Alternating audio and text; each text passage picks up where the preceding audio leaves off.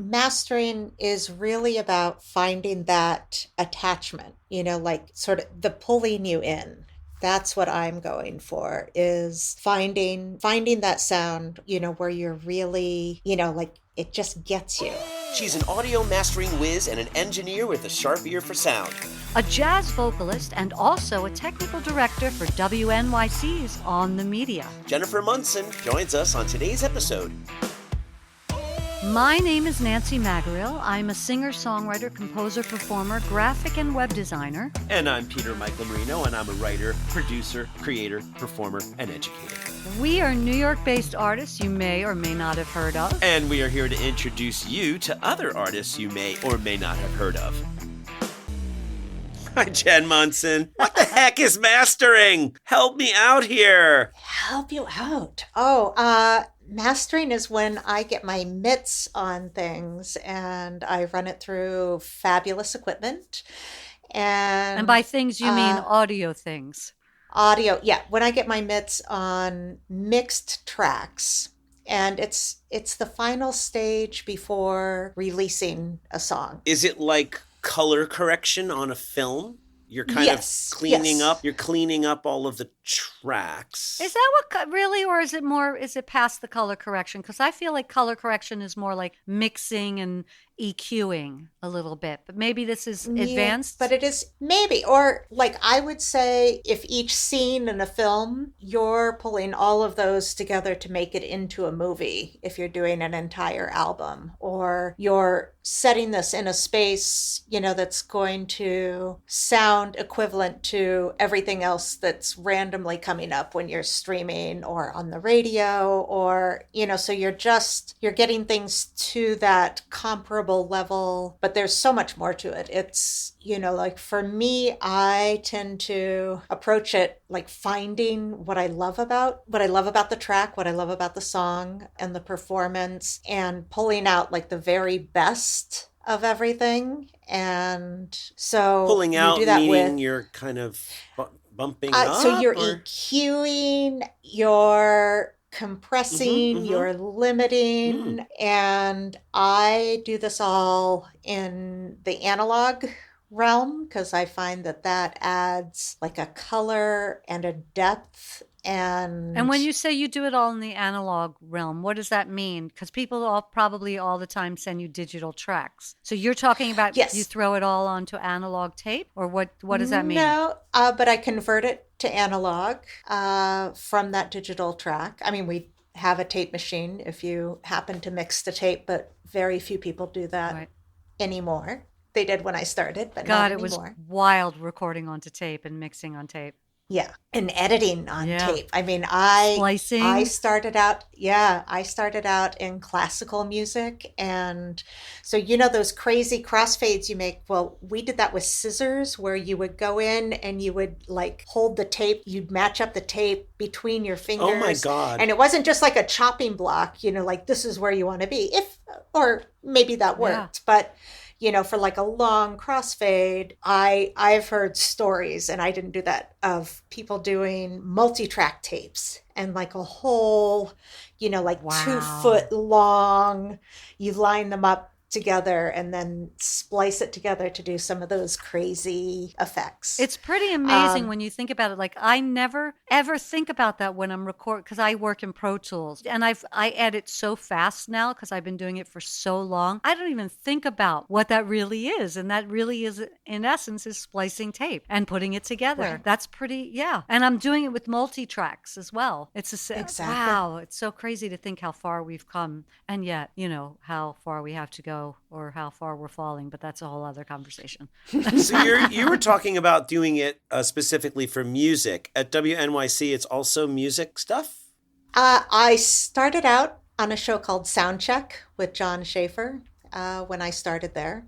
And I was filling in for somebody who was in Japan with his wife, and she was teaching. And then when her contract got extended, I was like, oh my God, I'm going to have this amazing gig. And then the other engineers were like, oh, hold on. No way. You are the new person here. It was fine for 6 months, but we called dibs on this. And then I was bouncing around just for a little bit. And then I got picked up by On the Media. And I was their engineer for about 4 years. And then I took over as technical director. Oh, I didn't know you were technical director. What does that mean? No more cutting tape. Well, yeah, the cutting of tape did go away. Quite some time ago. It was definitely... No, like when I first started, we were still on tape. When did you first start? 03. Okay, well, that was kind of quite some time ago. Yeah, in the early aughts. Well, in the early aughts. I was using it as a metaphor that you were no longer, quote unquote, cutting tape. You were now telling people to cut tape. But you're saying, no, you still had to cut some tape. In the metaphorical sense. Yes. But no, when I started on the Media and even with Soundcheck, we were using Pro Tools. And you still use Pro Tools, don't you?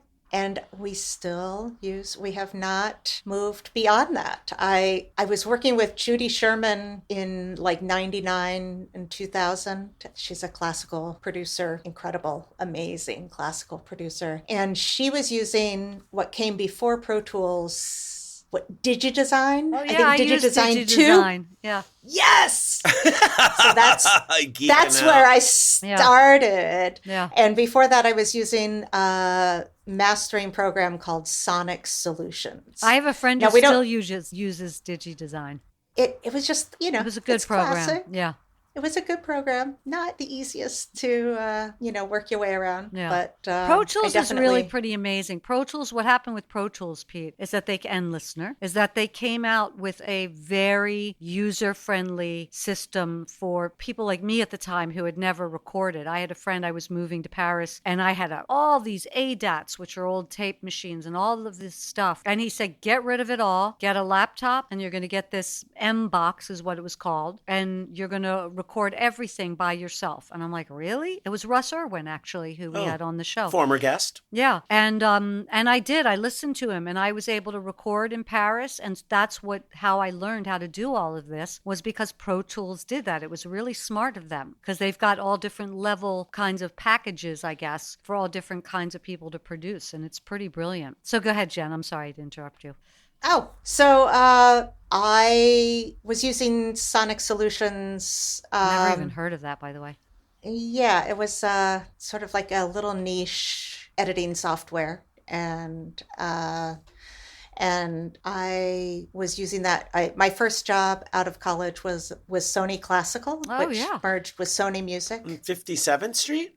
Yeah, it used to be on 56. Oh, 56th, yeah. Right. Of course. 56 and 6. Oh, it's a great place. Overlooking the park. Oh, my God. I thought it was on 10th. I thought that was on...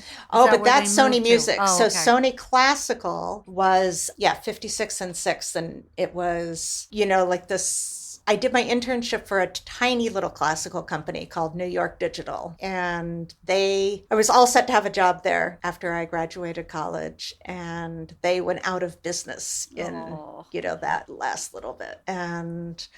the studio manager pestered, her sister was the assistant studio manager at Sony Classical, and she just hounded them until they interviewed me. and that's how I got my amazing first opportunity. And you went to school specifically for audio engineering? And vocal performance. Oh, that's nice. Really? Which one was your major? Yeah. So at the time, it was an associate's degree in audio. So I went to Indiana, and it was when I was making my audition tape for the schools I wasn't going to audition in person for. And that was when I first set foot in the studio. Oh my gosh. Oh my God, this is amazing. Wow. This is so incredible. And I just asked the engineer a gazillion questions until finally he was like, you have to go on the other side and do your part. Yeah. And let me do my part in here. You go in front of the microphone. And you're like, but. What does this do? What does this do? And that led me into the audio program at the universe. That's it's so much fun, right? Getting behind the board and finding all those things. I love technology, honestly. Like I love coming as a designer, as a musician, all of it. I love playing around. I can only imagine, because I feel like you're on a whole higher level because you're hearing things that most people can't hear. So you're not only learning all the knobs and all the bells and whistles, you on top of it sort of are hearing the frequencies I think that most of us can't hear. So, and that's why you're able to master things, right? Am I right? What is that? What does that mean? Well, I'll explain that to Pete and the listeners. And I don't know that it's necessarily that people can't hear them. Maybe they can't recognize them. I feel like I've trained up a lot of engineers under me, and I feel like I sort of ruin them for everything because I show them all the things that annoy me, and a lot of it is the sibilance. So if I'm super essy, Nat, you have to fix that. I'm going to have to fix it. I am. You're not sibilant. No. Oh, okay. I don't find you to be sibilant at all. I did voiceovers for 10,000 years. I've never heard of this phrase. Sibilant? You've never heard sibilant? Sibilance. It's when the S's. So, yeah. Sibilance is, and sometimes people have this whistle that comes through with their S's that drives me insane. Oh, it's also like how people kind of also, I think it's people from Texas, they have like a whistle, like, well, I went to the quarter. I mean, it could be, but that's not what sibilance is. But sometimes it's like a dental something, and it's on the shh and sometimes like J's can be sibilant and G's, and I hear plosives on B's and ch. And, so it's anything that sort of, for me, so much of it is how it hits your ear or, just pulling you outside of the experience, whether it's talking, whether it's music. For me, and it's a distraction. Yeah. And so I'll hear edits in, mixes that people send me. And I'm like, are you sure? Are you sure you got You're that not fade bothered okay? by this? So interesting. Are you, and it'll be that cut sort of in the middle of something, it's not fully resolved. You won't hear the full ring out before something else comes in. Well, it's funny, Pete. And I'll tell you, Pete, I remember a couple, maybe 4 or 5 episodes ago, I was having an issue with one of the people I had to edit. I can't remember who it was. And I sent you the rough of it before, and you caught it. You were like, you know what? There's something about this where I'm hearing things. It feels like it was edited. And I went back edit by edit, and Pete had subconsciously, because you had no idea that was what you were really hearing. That's not sibilance, but that's one of the things Jen can hear without even thinking about it. In fact, when we first started this, before we were putting our episodes on, we were having some sound issues, and I actually sent Jen a whole episode that I had mixed because I was having problems figuring out how to get the sound right for that particular piece, and I can't remember who it was. And Jen was able to help me hear the things that I needed to listen for. She heard. This is pretty amazing, actually. So we have our intro. What we do, Jen, as you know, because you listen to the episodes, we do the quick intro of the piece from the artist that we like. Then I have the music that we use, plus our intro. Then we have the episode. Sometimes we'll put people's music in that's already been mastered. And then we'll have the outro stuff. Jen could hear exactly what had been mastered and what hadn't, and she actually guided me through putting everything into one folder, going out through one stereo bus versus anything that already had been mastered. And it was really interesting because I couldn't hear that until Jen pointed me to that. Thank you. Yeah, it was really cool. This reminds me of something I learned in, I was editing, or I was watching someone edit something once. It was like a person talking, and they chose this very specific spot, and I said, why is it right there? They said, because you never want it when they blink. You never want it right before or right after they blink. Like, isn't it similar? Like you start learning these little thingies. Exactly. So. Yeah. Even though my issue sometimes with Nancy is I'll go, yeah, but we've taken out their personality. You know, that person does have an S sound, or that person does. Well, I never take that out. Well, the ums. Well, that's always something I'm and concerned. Yeah. Well, the ums and uhs, I think, is a Yeah. big part of someone's personality. So, and sometimes, but Jen, what's your opinion on that? Because I guess you have to also deal with that. Does anyone ever say, write back and go, you made me sound like I talk faster than I do, or, or slower, maybe. We get huge compliments, but that really comes from, so for my radio show, the interviews are 45 minutes to an hour long, and then they're cut down for radio so that they end up 10 to 15 minutes. And you're part of that process, also choosing what parts? No, I am not the chooser. I am the make it. I am, after hundreds, sometimes thousands of edits, I make that sound like a real conversation. Oh, so wow. I am the crafter, the massager, much like your title. I'm the massager. All my children's theater comes in, and, I'll say phrases out loud to find kind of the pacing for something sometimes. And I pay a lot of attention to how people are breathing, but like we have a radio show that has to be, 50 minutes total with everything, and it has to be to time. Yep. Podcasts are so amazing because there's that wiggle room, and you can, doesn't have to be exact. But I do think, and I am doing that with one I'm editing right now, and this person has a very distinct personality. So keeping that, and there's a lot of and I was thinking about our conversation with Daniel Spector about Mark Rylance when I was doing this. This person, if I were to create a character like them, they are so distinct in the way they speak and the way that they're not their ums, but the way they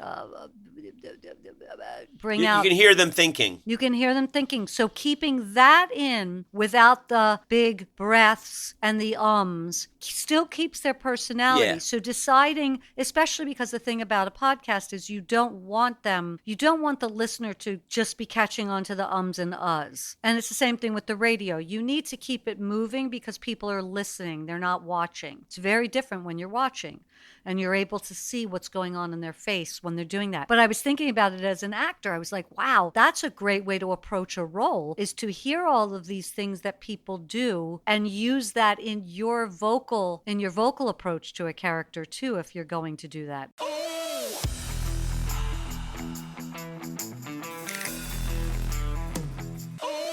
I wonder how the change from analog to digital to everything being on earbuds. Like I just got Bluetooth earbuds because I finally got sick of having I like the cables better in my ears, but that changes the sound, and people are now mixing for different formats. They're mixing television, movies, all that is now for the small screen versus a big screen. It's sort of the same thing, I think, for audio, that you have to do different kinds of mixes, right? And is that in mastering, that you do different masters for different versions? I sort of feel like if I can get it to sound really good, I do have these. I'm not wearing them now, but the Sony 75. It's kind of like almost like what I have. Yeah. So that has been my secret weapon. I feel like if I can stand to listen to it on those headphones, it's going to handle the MP3 compression. It's going to handle, earbuds. It's going to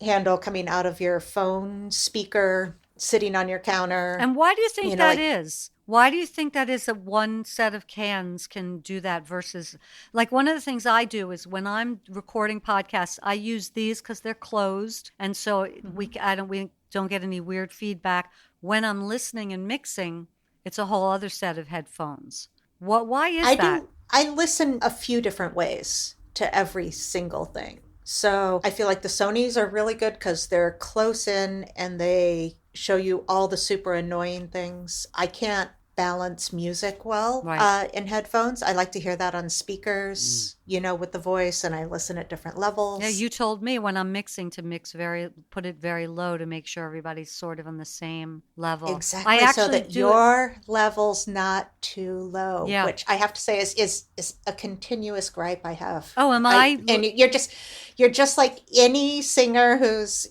like okaying the final mix. I want a vocal up version, Nancy Magrill. So you want a vocal up of Nancy Magrill, but not anybody else. You're saying I'm under everybody. Else. Oh, interesting. Yeah. Oh, so that's very common from singers who do the mixing or give the final okay. They tuck themselves back too much. Pete, you've never noticed that when you listen? I always think you sound soft when we're doing it here, but it always sounds balanced when I listen. When you send me one before you make it live, I always listen to part of it on my phone, and then the next is I do it through my headphones, and then the next is I just put it on my stereo. See, I never listen on the stereo. I always listen. I mix in the headphones, and then I take it on my earbuds when I'm out walking to listen, and that's all I do. Well, this makes sense though that Jen is I do a testing lot of it in every different possible in the platform. car. In the car. That's not something we New Yorkers are going to do. I know, but the rest of America, the advantage podcasts are for broadcast and for that sort of thing. So my frequency that I bump up in vocals that you could probably just give yourself like a little bump is probably like 2.4K. Okay. Maybe 1.8. Okay. But somewhere around there it's that cut through. Like my host of Brooke Gladstone, the host of my radio show, she has this magnificent frequency voice that cuts through anything. Like I constantly hear that the music's too loud under her, but you can just always hear her. It's so nice and easy because you don't lose her. That's interesting. Now, do you think that certain voices cut through better than others? Or do you think it's just certain the way that frequencies? It's certain frequencies, and it's, I'm sure from like a singer standpoint, it's that, focused triangle resonancy that really gets, and how it's mic'd and everything else. Well, it's funny because I approach this very different, or I thought I did, very differently to how I approach singing with a mic and hearing. I hear myself very differently when I listen to my tracks as a singer than I do on this. I don't even care. I don't even really pay attention to what my voice sounds like when I'm mixing, unless there's just something weird in the recording that I noticed that like something happened. Like, for example, on the last episode we did, I forgot to turn off my VPN. And I think that probably you have to turn off the VPN for Riverside FM. So that's one of the things they say. So I'm curious to go and listen to it to hear if there's a frequency difference. But those are the things I listen to. I don't listen to my voice speaking the same way when I'm speaking than I do when I'm singing. I'm much more critical when I'm singing and really attentive to things than I am when I'm doing this. Well, your voice on this podcast it's low and rich, and it is very different from your other. I like them both, but they are very, very different. I could see. I have two male gay friends of a certain age who talk about horror movies on their podcast, and these guys not only look alike but sound alike. You can't tell who's who. It took them a couple of episodes to realize to just put one in one and one in the other. Then you always know he's always on the right, he's always on the left. No, it's interesting. It's interesting, but it's annoying when you're only wearing one earbud, for example. Oh yes, things like that. But I thought that was a pretty clever fix. Yeah.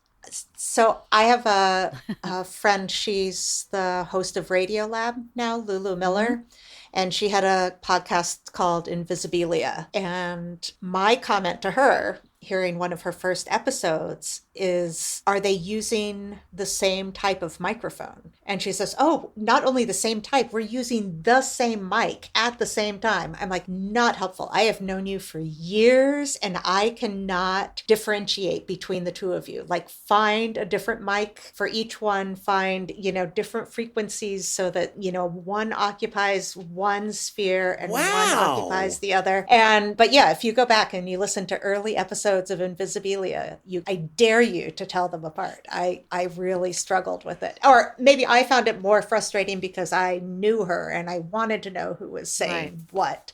And maybe some people just don't care. So now when people are recording anything, let's say they're doing music records, they're doing podcasts, they're doing voiceovers, how much does the mic make a difference?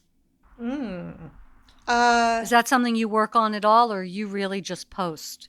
So there was a comment on Reddit about Micah Lowenger's the co-host of my radio show, and there was a comment on Reddit about how his microphone sounds, and he uses a Shure shotgun, Sennheiser shotgun microphone, and it's not really designed for holding right up to you and talking, but it does a great job of canceling out the rest of your room noise, having it not sound echoey. See, I have you in a nice treated room while I'm doing my podcast. Padded walls, just in case. Yeah, all studios have padded walls. Oh, I meant just in case you go crazy. Oh yes, that's exactly why. I mean, we think it's for sound absorption, but really, it's actually I cannot get this level correct, and I bash my head into the wall. But luckily, it's padded. Yeah. Luckily, it's padded. But it has like a distortion because it's a hypercardioid, and it just overloads sometimes. And I feel like that distortion is almost like like the tape compression on drums. You know how digital drums sound so different than the analog drums. Right. Nancy knows. Okay, so Nancy, Peter's shaking his head. No, no, I have no idea what you're talking about. But there's it's just tape saturation. Like you can hit things hard enough and it gives it its own personality and its own sound. And so microphones really do make a difference, and proximity, how close you are to the mic, matters a great deal. And I remember when I was recording, like and it's funny, I was just, just like, I can't even see your mic, Peter. You don't have to show it. She just saw the mic. It's just a Zoom. Cover. I hope that's okay. It's funny because I listen to Smartless. I love that show. And Will Arnett was just talking about how he uses a Neumann. And I remember my last record, I borrowed a Neumann to do my vocals. And I had to do them at 3:00 in the morning because I had a neighbor upstairs who I think they were killing people, dragging dead bodies around all day long. So I couldn't record. So I would wake up. I would get up in the middle of the night and I'd record, but that mic was so picked up everything, and it just wasn't a great mic for me at the time because I'm so breathy, and the way that I guess my vocal recording technique, I don't think it was the right mic for me, whereas this SM7 for me is just better for my voice and the timbre of my voice, I think. What are you hearing, Pete? Are you hearing the highway noise that I'm hearing? Like a stream. Yeah, there's a noise. But the I thought it was coming from my laptop, but it's not. No, we've had this where you hear that, Jen, where you hear like a highway? It's possible you can hear my highway. So I grew up, I actually lived next to a highway, but I can take it out in post. That's the thing I've learned to do, that's what's great with RX tools. I just wanted to make sure it wasn't the fan in my computer, because that's not supposed to happen because it's 2025. Yeah. Right. You have a fan thing, Jen? I have a fan thing in my computer as well. So that's it might be that. Yeah. I can mute me real quick and see it's fine. It doesn't matter. It doesn't matter. We've already recorded almost the whole It all comes out in the post wash. Yeah, right. You've taught me so well.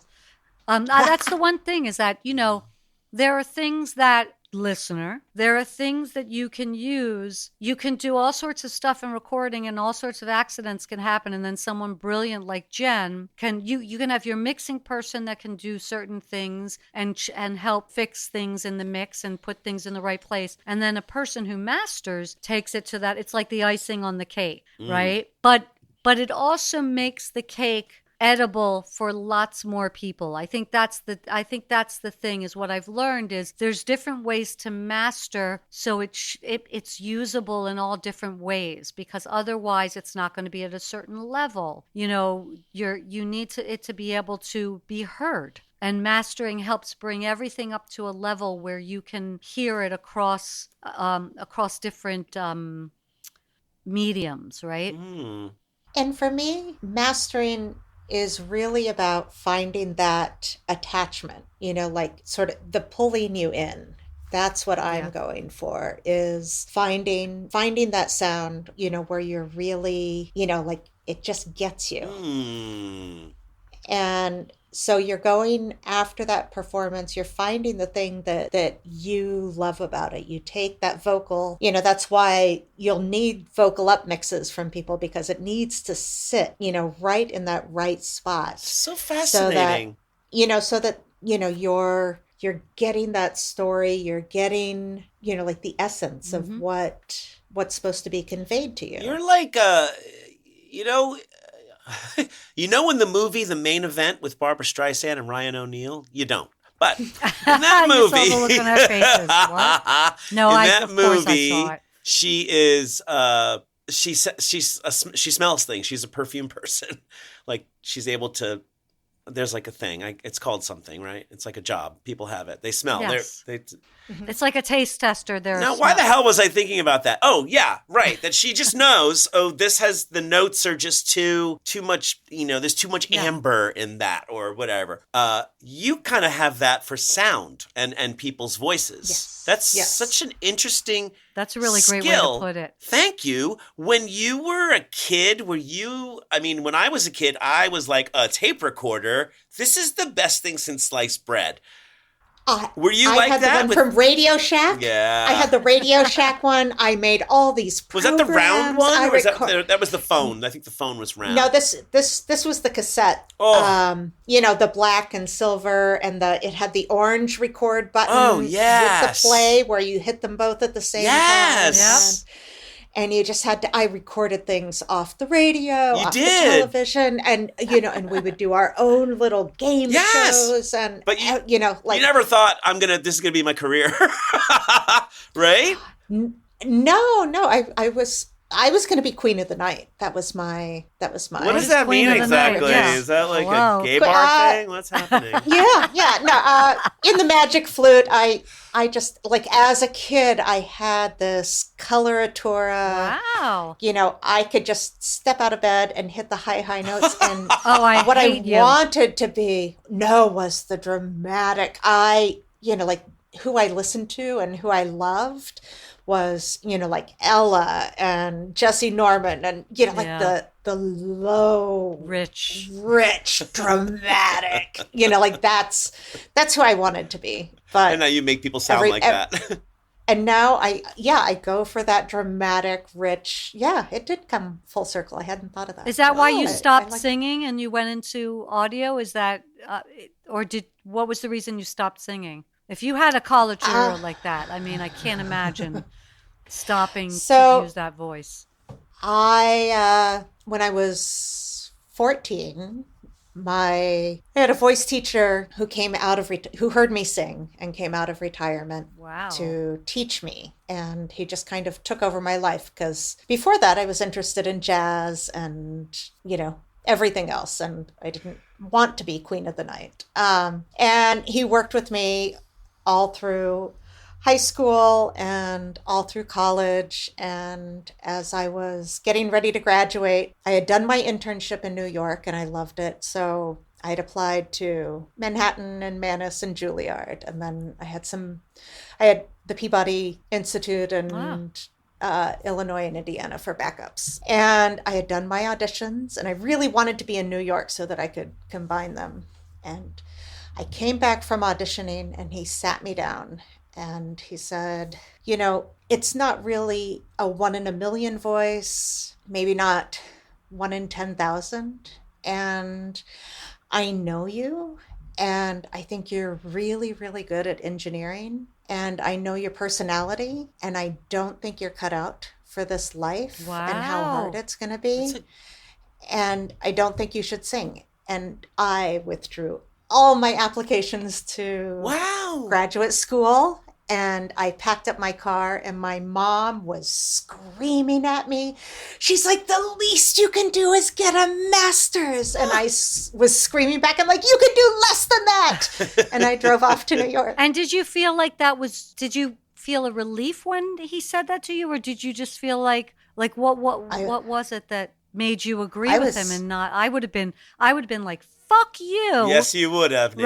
Right? Yes, you would have. I was devastated. Yeah. I mean, I turned my whole life around for this person. I mean, I spent, years, almost a decade working with him. And, but he also, dictated everything that I could do. Like, you have to stop studying with the jazz.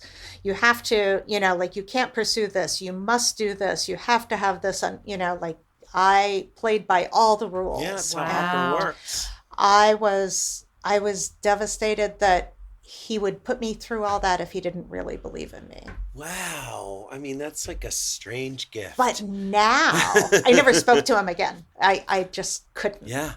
It just broke me. Yeah. That's just so crazy. It's a little odd, but that's a whole other. That's actually a conversation that would be fun to have at some point about how people can change your course when you're the things that people say and do that affect us as artists, that make us change our direction. Now, I ultimately think, look, we're all the masters of our own destiny to the most part when it comes to what we're doing artistically. You either listen or you don't to what somebody says. That's your choice. But I do think that there are a lot of people that wield a lot of influence on our careers that sometimes we may or may not, we should or should not listen to. I'll tell you a quick story, a little side note. When I went to college, I went to a theater conservatory. I had no theater training when I was a kid, but I knew I wanted to do music, dance, theater, all of it, because I loved it. It was what I wanted to do. But I was a horrible actress. And I remembered this, that head of acting at the time. It was a very brutal theater conservatory. After 2 years, you went through cuts, created a whole dynamic that was crazy. But that first semester was the first I'd ever done any acting training. And she sat me down and she said, so I just want to say that you're a really horrible actress. And I looked at her, and I think there was a little part of her that thought she would get to me in some way. And I just looked at her and I said, I know, that's why I'm here. So that was the lesson I learned, is like, people are going to say all sorts of stuff to you, but it depends on what you want. You just kind of have to plow ahead if somebody, if that's what you want. But it sounds to me like you're in the right place. Like, I feel like you're doing the right thing. I think he was absolutely right. Yes.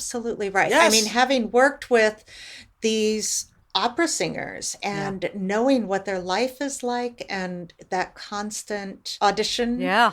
It's brutal. I mean, you're a nomad. It's so hard. You really have to be cut out to take it. I have a little mix of both, I think. I think, Pete, you're probably, out of the three of us, the most tenacious, you're you just go for it. You're not going to let anything stop you. Yeah, I have been. Yes. But, I had an acting teacher in college who kept encouraging me to take a playwriting class. And I was like, that is not what I do. I do not write. I am a performer. I take other people's words. Which is funny because you kind of do. And he was totally right. I mean, if I would have taken that class, then Tom Fontana would have been my tutor, and he wrote, everything, right? And he was very connected with the school, and we're still friends, but I mean, he would have been my mentor, and I would have been writing for television, 100% sure. But I want to ask you, Jen, how much of, I think what you're doing is you're contributing to storytelling. Absolutely. Right? And I imagine that there are people who cannot see that is what you do, because you are a technician, right? We're thinking in terms of like buttons and levels and frequencies. Regular people don't put that together with like the art of storytelling. Well, you're working for a company that sends out stories, right? People are listening to these stories. How does, I mean, I see you smiling. How does that work? What is how much of the storytelling do you get to sort of control? So, sometimes I'm doing feedback.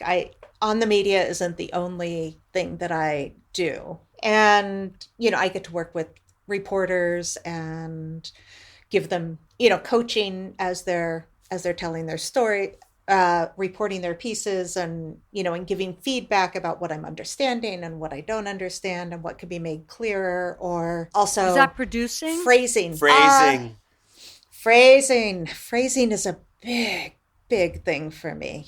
Just how information is absorbed and pausing at the right time so that you can take in what was just said. So, like, for instance, I almost always have a big breath before there's a transition, to the host, just so that, like, the person can, usually you're not like cutting people off to do the next thing. There's a resolution. You come to a conclusion and you move on. So I work with them on transitions. I also get to talk to them about when they're collecting sound. I'm big on, what does that mean? Like collecting sound. Okay, so my reporters go out and they're interviewing people, and I'm like, but I need room tone. Or if you walk into a building, so you have to lobby imagine sound and things like that. The lobby sound, but also the transitions, like I would like to hear you walking, or, the subway going by, if you step outside, or, the diner sounds, if you happen to walk into a place like that, sure. Or, and so that's a whole other side of mixing that I get. I have this amazing life where I get to do that and work with our local reporters and tell the local stories and do that. And then work on records with artists. Yes. And then, that it's I love the collaboration part. I love the give and take and working with people and seeing them get excited about things, and, knowing when I push something too far, or, like giving that grace. I don't like the just living in a bubble thing and doing things. So let's talk quickly, because over the last probably 5 or so minutes, we've had your husband, who's also a brilliant artist, chopping wood outside. And we have that on the track. We're gonna hear wood chopping.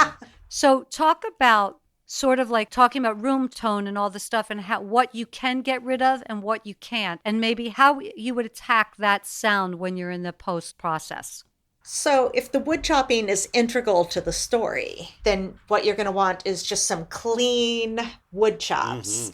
And, and you're going to bring that in, and you're going to have it peak up during some certain pauses, and, because it's that give and take in composition, which you don't always get anymore, because sometimes it's just all on. I mean, one of the things that's amazing about Nancy's pieces is that, it is this journey, and there's the give and take, and, and certain things are brought up at certain times, and, and they get to showcase, and then they go away. But sometimes I'm working on pieces, and it's just, this is everything all at once. And it's just at that level.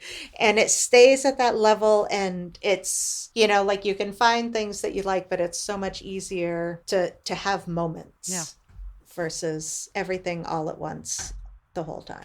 Now I can really hear the I mean, yeah. Nancy, you are this is a high pressure, this is a big. I know, right? Yeah. This is a lot of pressure here, because you're going to have to roll this thing out, and then Jen's going to have to listen to it on her phone, in the car, on the shower speaker, on the. You sound great everywhere except for on the $3 under $5 Below lava lamp speaker I got. Yeah. Thank you, Jen. This is fascinating. I love this. And I love that coming into this, not knowing anything about mastering, and now I know still nothing. No, I do know a lot. But what I love is that I never would have thought that what you did was collaborative. And I'm so happy to hear that it is, because it seems that brings you so much joy. That is the joy of it. It's not absolutely. The control. It's not the using your amazing ability to hear different frequencies. It's that you get to collaborate with other people to tell a story. I think that's freaking great. Yeah, just to get the best possible, performance that people get attached to. And every day is another day. Here's a new story. Here's a new story. So different. So great. Yeah. It's great. Congratulations. Yeah, it's very cool. Hey, thanks for checking us out. Links to today's guest can be found in the show notes. Don't forget to subscribe, like us, rate us, and tell all your friends about arts and craft.